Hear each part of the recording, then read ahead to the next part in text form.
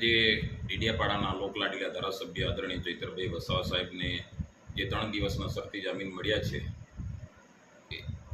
જે બરોડાથી સબજેલથી છૂટીને આજે વિધાનસભામાં લોકોનો અવાજ બનશે અને આશા રાખીએ કે આવનારા દિવસોમાં રેગ્યુલર જામીન થઈ જાય અને ચૈતરભાઈ પ્રજા વચ્ચે આવે અને પ્રજાનો અવાજ બને. આજે જે વિધાનસભા ચાલુ છે એમાં 3 દિવસ તો અવાજ ઉઠાવશે જ, પરંતુ લોકોના સુખ દુઃખમાં પણ આવીને ભાગીદાર થાય અને લોકોને જે લોકચર્ચા છે કે એક આદિવાસી મસીહા જે કહેવાય ચૈતરભાઈ વસાવા, એ સમાજના વચ્ચે આવે અને લોકોને ભરપૂર ઉપયોગી થાય, સુખ દુઃખમાં પણ આવી ઊભા રહે એવી અમે આશા રાખીએ છીએ.